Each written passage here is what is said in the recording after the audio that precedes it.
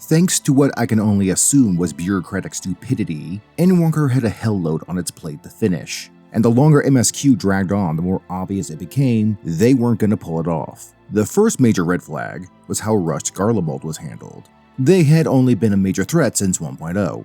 Sure, we can wrap that up in a few hours, no biggie. Then we defeated Zodiark, a major what the moment that had me gawking at my screen so hard I forgot how to breathe for a second thanks to sheer incredulity. Elpis, however, I have a love-hate relationship with. On the one hand, I consider it the best zone in the game. Since 5.0, I've wanted to explore the Unsundered world. So this was our moment. It was uniquely designed. We got to spend quality time with the best characters 14 has conjured to date. Things were looking up for a bit. Then, by the end, I hated everything about this expansion, and my investment imploded like the Titan sub. Less news coverage, admittedly. I have discussed how events leading out of Elpis were terribly handled, like our confrontation in Katis's Hyperborea and our final talk with Vana, which tried and failed to establish the timeline the whole hot damn series runs on. But there's one more who crashed and burned when it was their time to shine. Hermes, the bitchiest bitch boy who ever bitched across a bitchverse. Obviously, spoilers for 6.0 Endwalker lie ahead, as if my description of Hermes doesn't make it clear this isn't a happy video. All the same, discretion is advised.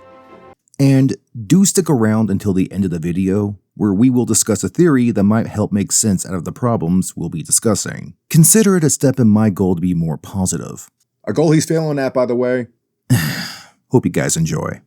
So I'll admit it straight up, Hermes' character already had an uphill battle. First introduced as Fandaniel in late Shadowbringers MSQ, he was nothing more than an annoying overactor. It felt like he was just trying to emulate Emmett Selk's flair for the dramatic, combined with being an unhinged nihilist. Perhaps if they hadn't portrayed him through the second bitchiest bitch boy, Asahi from Stormblood, the reception may have been more compelling. Then when we meet him in the long-distant pass at Elpis, first impressions were goofy, to say the least. He seemed like a decent guy, bit of an airhead perhaps. It wasn't long before our first impressions took a dour turn, when he and Emmett had a conversation. And here on out, Hermes' personality became a steady decline into depression and mental instability, culminating at Katesis, where his villain arc fully kicks off. And I found myself asking the same question over and over as the Elpis arc continued.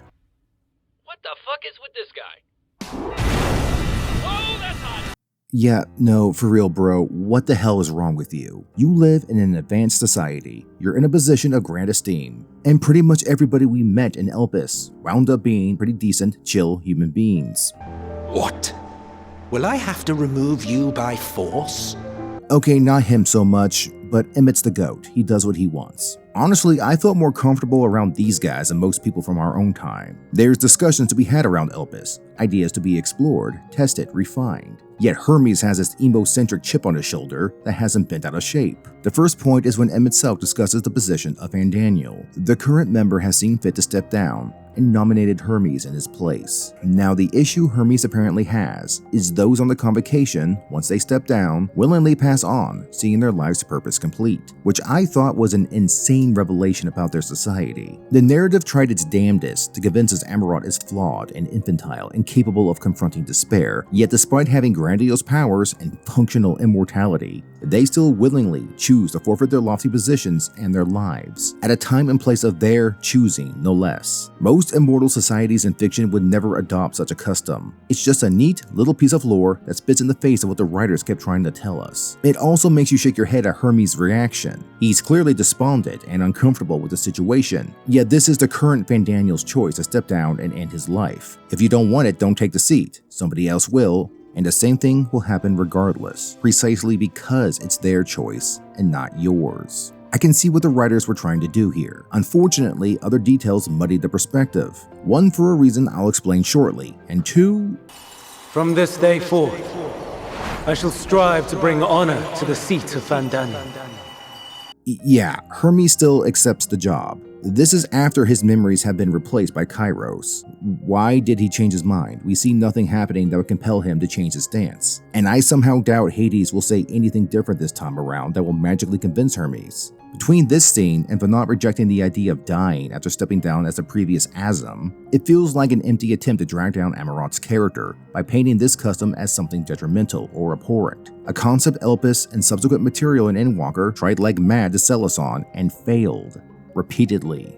Now, the second reason that Hermes' mindset doesn't make sense happens a bit later. Death is the privilege of those who have fulfilled their purpose, a choice they embrace of their own free will. Ah yes, grown-ass men sharing their feelings over some pretty flowers. Something all we fellas can relate to. In Magic Fairy Tale land, this is definitely a fantasy game. In his first argument, Hermes was disturbed by the prospect of his old mentor ending his life. Now Hermes is dejected because we don't treat the creations of Amarout with the same dignity. Which is it? You hated the general concept, now you hate the concept only applying to people and not the fauna you care for. Watching these two scenes back to back makes it feel like two completely different arguments being made about the same thing. Now perhaps Hermes wasn't willing to share his full and proper view with Emmett. Subsequent material outside of the game does suggest he had a habit of refraining from speaking his mind with his contemporaries, but that only paints him, not his society, as infantile. Refusing to share his problems with the people that, despite what the story claims, turns out to be very open-minded people. Not that it matters by the end. This whole bitfitch of his is completely contradictory when you consider what he does later. I'll get to that, believe me. Our next emotionally charged moment is right after we help him put down these dangerous beasts that were running rampant. After which, Hermes has another breakdown. Forgive me.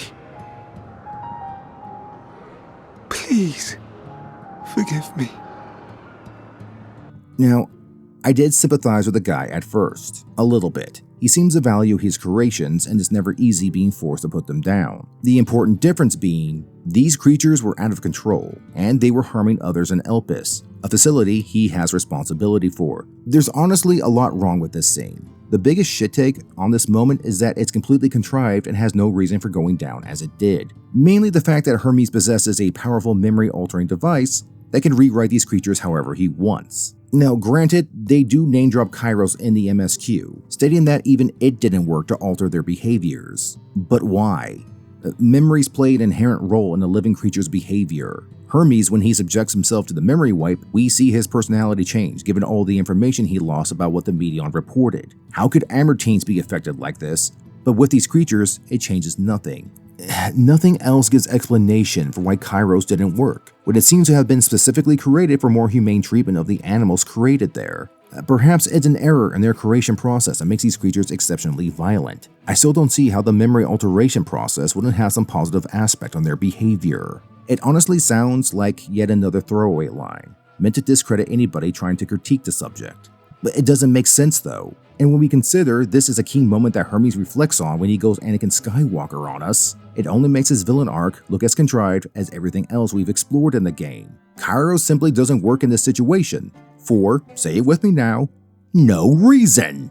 I've mentioned again and again and a freaking again how the writers were determined to paint Amarout as flawed, despite so much of what we see in Elpis telling us the opposite. Hermes has this inane mentality of being alone and isolated with his thoughts, while his contemporaries shrug off his concerns, too wrapped up in their collective mindset. And frankly, it is a moronic argument. Good example of this. Hermes whines incessantly about humans treating their creations like things and not living creatures. It is brought up absurdly often. Yet, recall this scene where one of the flying creatures struggles to take off. Now, one of the researchers suggests eliminating the creature and starting again to remove potential impurities in their creation process. It sounds rather cold, doesn't it? We do see a few such arguments in other situations around Elpis, but we also see the polar opposite. If Hermes' position held merit, everybody would have ignored his suggestions and slaughtered the creature without a fuss. Instead, with a little bit of coaxing, Emmett Selk agrees to help. He's grumpy about it, but he's grumpy about everything. That's just par for the course. He hates showing it, but he's a total softie inside. It doesn't even take that much convincing when you rewatch the scene. How does this moment spit in the face of Hermes' beliefs? You'd think such moments would force him to reevaluate how he feels about things, but no such luck. As much as he speaks of open-mindedness from others, Hermes refuses introspection for himself, like a certain someone else we all know. That's just one character. There's also Hyphodeus, with his relentless amicability and sharp insight. Just about every scene he's in is all the brighter for it. That, and I would mention that when the final days do come to pass, he willingly offers himself as sacrifice for Zodiark's creation. Even when faced with the end, he stepped up, because he is a total bro no matter what century it is. We also have Ana with her... Okay, you know what, bad example, move along.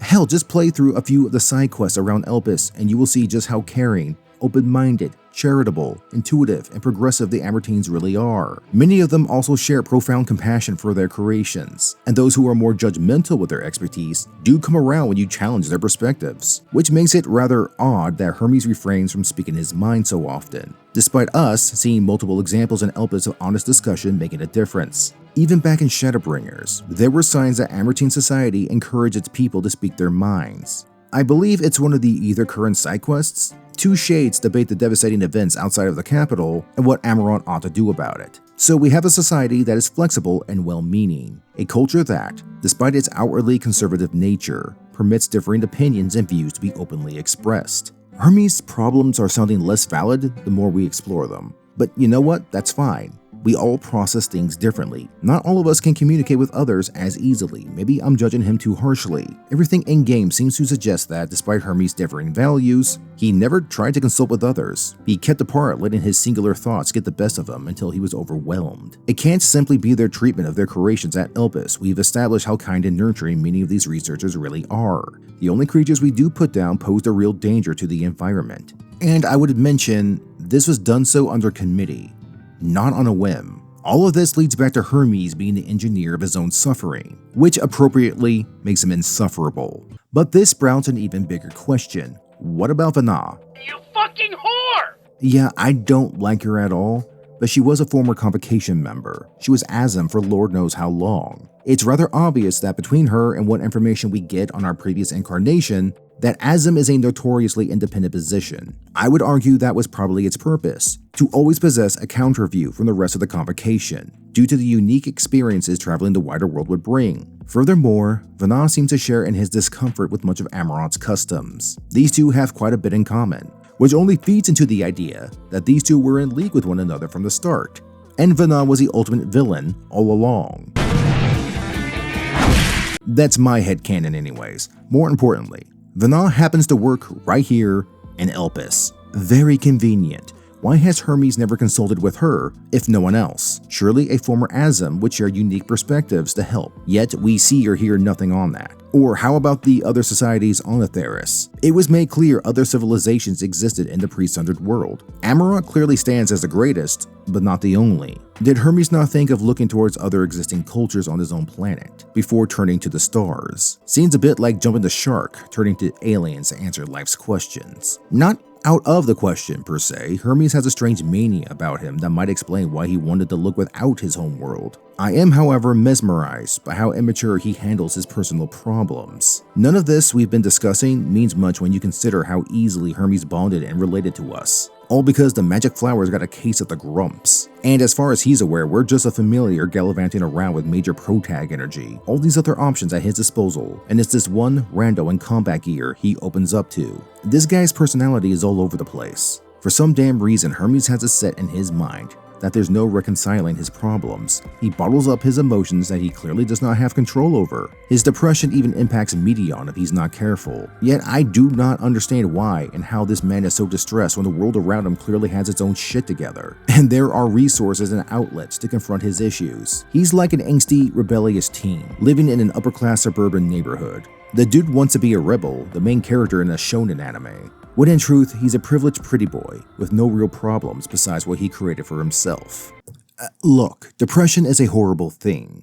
It can hit you out of nowhere, especially if you've got a family history with it. It makes you feel like you're drowning in thin air, and no matter how hard you struggle, there's no surface to escape to. It's terrible. I'm not judging Hermes for feeling sad. I'm judging him for how he responds to it, by dragging everybody else into the gutter to make himself feel validated in his beliefs. To the point, he lets the apocalypse kick off. That's not depression. That's a Sith Lord. A real cliche one at that. Okay, one more thing before we move on. I want to reflect on this little outburst of his. Hermes says something interesting here. And when the star has reached perfection, what then? If all who are satisfied choose to die, shall we all die in satisfaction? When the star is perfect. That is also a recurring theme with Amarout, a society obsessed with perfection. The Plenty for the Dead Ends dungeon is meant to reflect a society that obtained perfect utopia and fell to apathy, with nothing left to strive for. And the developers straight up told us this was meant to represent what Amarout would become. It is presented as the cumulative flaw that made saving them an impossibility, as inept an argument as that is. I mean, it has merit. The Universe 25 experiment showed us with mice that even with every necessity fulfilled, a society can collapse without some driving force to keep them motivated. Though I argue humans are a fair bit more complex than rodents. Some of us anyways. But Endwalker neglects something that invalidates his whole argument. Amarout doesn't strive for perfection. That's not what we see in Elpis. I think this conversation with Hyvlideus summarizes their values the best. Sharks are among the most popular sea creatures. Rare is the day when someone does not submit a new concept. At first, they were largely orthodox, consideration given to such things as size and environmental impact, and then a whimsical someone thought to bestow it with flight, another superior intelligence. And then the floodgates burst, concepts with multiple heads, or arms and legs, and so on and so forth. It was getting absurd. Alright, awfully funny scene. Did you notice how the term perfect was never brought into that discussion? Nobody was interested in creating the perfect sea creature. They just all had a sudden fascination with what new aquatic life they could create, like a new fad. Granted, there's potential dangers in creating life just for the funsies. The Amaroutines' interests were in cultivating life, and life is a broad spectrum with nigh limitless potential. This is just sea life we're talking about. You've got flying life forms like birds, mammals, reptiles, flora of great varieties. Hell, they could forego making animals at all and create the ultimate fruit snack. Now get them finger snapping, I'm hungry. This perfection angle is so poorly implemented. It was nothing but a forced conundrum designed to make us believe it when they say Amarout was flawed and beyond saving. In practice, it barely even applies. Every person who concluded their life's work, like the former Fandaniel, did so on their own terms, not according to some collective belief in what perfection was. It's a half-assed plot point is what it is. Perfection is a subjective word, much like the concepts of peace and happiness. Wook, you furry twat. We all possess different ideas of what's perfect. We all have different ideals we strive for. In the case of cultivating life, it depends greatly on the environment. Perfection is an unattainable thing by its very nature, because it has no definitive form. We can see this in Earth's own biosphere. Evolution has created some insane variations. And if you're watching this from Australia, you don't need me to tell you this. Tectonic movements push that continent away for a damn good reason. All of Mother Earth's creatures exist to perfectly survive in the conditions they're subjected to. That doesn't mean there's nothing left to strive for, nothing to improve upon, nothing new to be created. If anything, Amarout's mission is to adapt and evolve in perpetuity. That's not to say there's no flaws at all, but on the level Endwalker tried pushing, it's blatantly false. This argument has been bothering me since Endwalker dropped, so I wanted to tackle it really quick and put this matter to rest. A desire for perfection was not Amarout's flaw. Bad writing was. Alas, we arrive at the moment, Khatisa's Hyperborea, and we all know what happens next. Let us settle this with a determination. In my authority as Chief Overseer of Elpis, I will make a judgment on man's fitness to exist.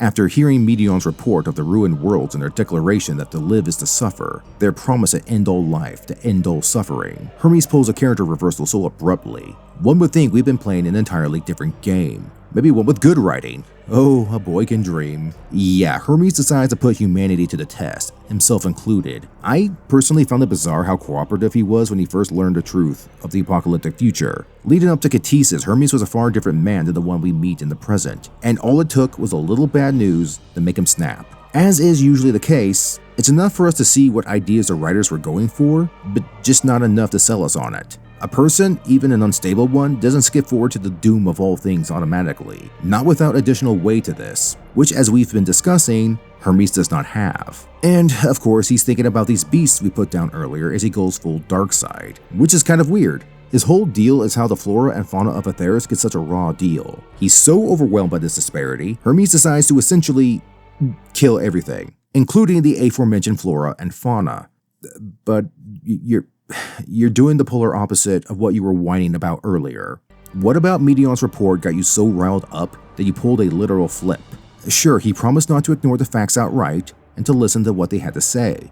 It's still one hell of a leap to hear some bad news, then alter your whole personality to match. Unless we're dealing with an emotionally stunted teenage boy. They had to speed rush this entire section, and so forced Hermes to undergo an entire villain arc's worth of BS into the Elpis plotline, which wasn't nearly long enough to accommodate. It's the Endwalker curse, too much to cover, too little time to pull it off. Hermes' descent to madness was forced, rushed, and contrived, just like Flaw, just like the Dynamis. It's exhausting making a list of all the clutter the storyline has accumulated, and yet, somehow, there's more. Because this isn't the only time Fandaniel, or rather the soul that is Fandaniel, gets some unpleasant news, then opts to end the whole fuck-mothering world over it. Remember this little moment in Thavnair, when he reveals to have been Amon from ancient Allag? Heed me, Amon. No matter how vast one's empire, in the end, all is lost. Scheme as you like. Build as you will, nothing endures. What is life but a brief jaunt ending in emptiness? Sounds familiar, doesn't it? Same as Hermes. Amon had a bad case of the grumps, received some nihilistic piece of advice, and went full Thanos. I mean, it's made rather clear Fandaniel's desire for ruin was inspired heavily by the Emperor. It's not even strange to have happened twice. Once is ludicrous enough, but twice, the same person, the same soul, thousands of years apart, went murder crazy to the extreme at the slightest morbid encouragement. Pretty good. Really good. I am great. I am absolutely perfect. That's too good. Now I am depressed. I am doing bad. I don't know if I can go on. And to top it off, despite everything Hermes does, despite how bad the writing was, how poorly it argues the themes, the struggles, they wanted us to feel bad for him. All these moments in Elpis where he emotionally hopscotches around, loses his calm, neglects his duties, and ignores the rules of Amarout. I can't understand how somebody this unstable was put in charge of a facility as important as Elpis. Then there's his sorrowful moment after we fight him for the last time in the Ethereal Sea. Was this the only way? Now he uses his thinky parts. 12,000 years too late, boyo. Hey, don't chat with him. Kick him in the balls. He deserves it. And somehow, worst of all, they put Hermes in the final panel at the end credits. They put him in the final image of this game, this conclusion to 10 years of story, and he does not deserve such attention. Hermes is not relatable. He's not pitiful. He's unstable. He's self-absorbed. He's a moron. You stupid bitch! You know what, though?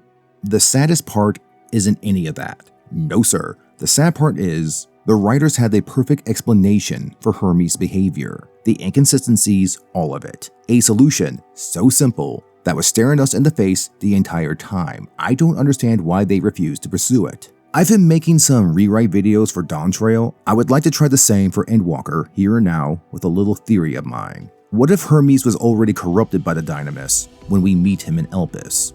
Think about it. He's one of the few even aware of Dynamis' existence. It was only recently discovered, and understanding its behaviors and principles would be severely limited. Not to mention Hermes created scores of media in his goal to explore other planets. I can't tell you how many, but based on what we see with the Endsinger, I'd say a hell load. That and he's kept another such intellecti by his side for an extensive period. So vast amounts of Dynamis energy would constantly be in his presence. I know Hermes says ether-rich entities like himself would be immune, so to speak, from the effects, unless there was a strong overwhelming surge of it. But who's to say a lesser constant source couldn't have effects as well? Furthermore, it's stated that impurities and corruption are cleansed when a soul returns to the lifestream. That applies to etheric corruption, however. The same may not be said for Dynamis. This would explain why, even multiple lifetimes later, Hermes is susceptible to negative influences pushing him to complete nihilism. And yes, he argues his lingering memories of Elpis had nothing to do with his current actions. By the way, it's an interesting note that only validates my earlier complaints about Kairos' selective effectiveness. Still,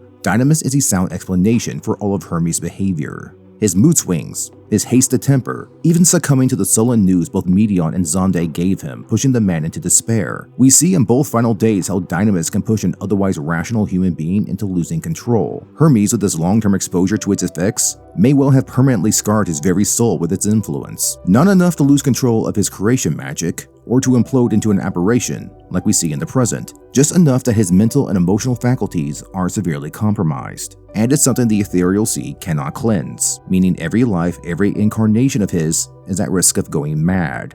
Oh, well in that case, what I was thinking about doing, that won't work. To be frank, the only reason I can think of as to why Square's writers never indulged this simple and convenient route was their insistence to demonize Amarout. Because we need to have flaws with the ancients, crucial flaws. Otherwise, what excuse did Flaw have to do what she did? Thus, this direction was lost, even though it would have succeeded in making Hermes a sympathetic villain, and explaining much of what we see of him in Elpis and thereafter. So much potential wasted. I will never cease mourning for what Endwalker could have been.